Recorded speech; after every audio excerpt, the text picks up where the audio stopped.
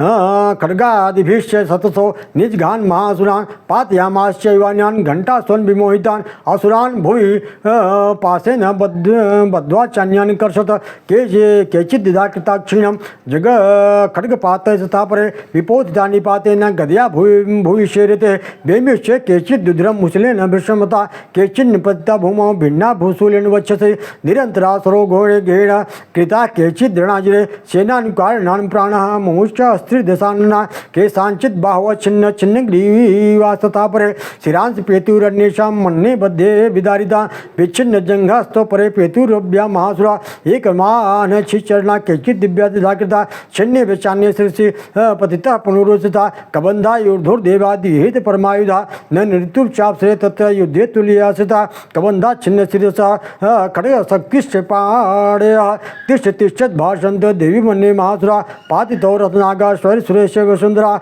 अगम्या सांभुव तत्र यथा भूसुमहारणा शृणुतोगा महानद्य सद्यस्तस्य प्रशुश्रुवो मध्ये चासु सन्न्यस वारणासुरवाजिनं क्षणन्तन् महासैन्यम् असुरानन्तदाम्बिका निन्यक्षयं यथा वैनी त्रीणि दारुमहाचयं सच सिंहो महानादमुत्केशरः शरीरेभ्यो मरीराणां मसुनिव विचिन्यति देव्या गणेशतत्र कृतं युद्धं महासुरो ये तेषां त्रिशूर्देवा पुष्पवृष्टिमिषो देवी का वाहन वह सिंह क्रोध में भरकर गर्दन के बालों को हिलाता हुआ असुरों की सेना में इस प्रकार विचरने लगा मानो वनों में दावानल फैला रहा हो। रणभूमि में दैत्यों के साथ युद्ध करती हुई अंबिका भगवती देवी ने जितने निश्वास छोड़े वे सभी तत्काल सैकड़ों हजारों गणों के रूप में प्रकट हो गए।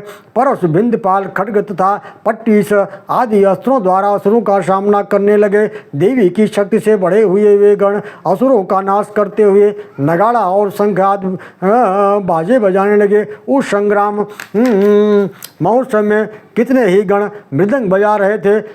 देवी ने त्रिशूल से गदा से शक्ति की वर्षा का और खड्ग आदि से सैकड़ों महादैत्यों का संहार कर डाला।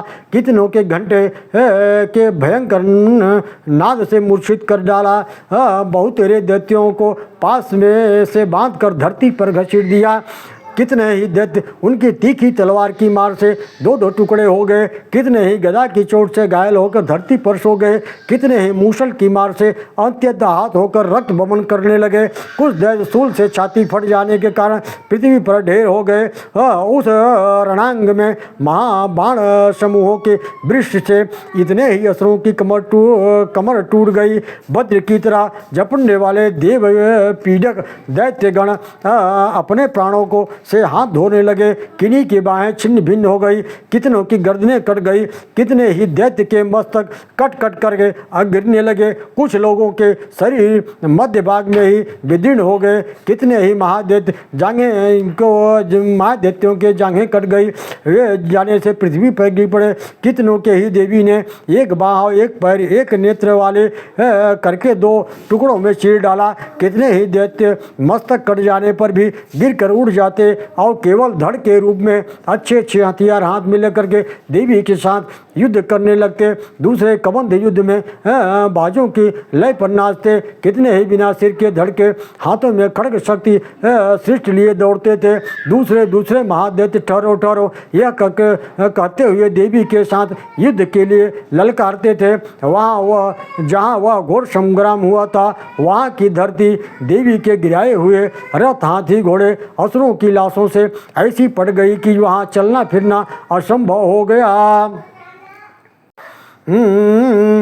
दैत्यों की सेना में हाथी, घोड़े, असुरों के शरीर से इतनी अधिक मात्रा में रक्तपात हुआ कि थोड़ी ही देर में वहाँ खून की बड़ी बड़ी नदियाँ बहने लगी। जगदम्बा ने असुरों की विशाल सेना को क्षण भर में नष्ट कर डाला। ठीक उसी तरह जैसे तीड़ और काष्ठ के भारी ढेर को आग कुछ ही क्षणों में भस्म कर देती है, और वह सिंह भी गर्दन के बालों को हिला हिलाकर जोर जोर से गर्जना करता हुआ दैत्यों के शरीर से मानो उनके प्राण चुरा लेता था। वहाँ देवी के गणों ने भी उन महादैत्यों के साथ ऐसा युद्ध किया जिससे देवतागण उन पर आकाश से फूल बरसाने लगे और उन सबसे बहुत संतुष्ट हुए।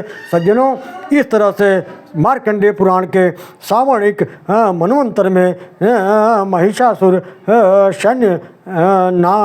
सैन्यवध नामक द्वितीय अध्याय यही पे समाप्त होता है।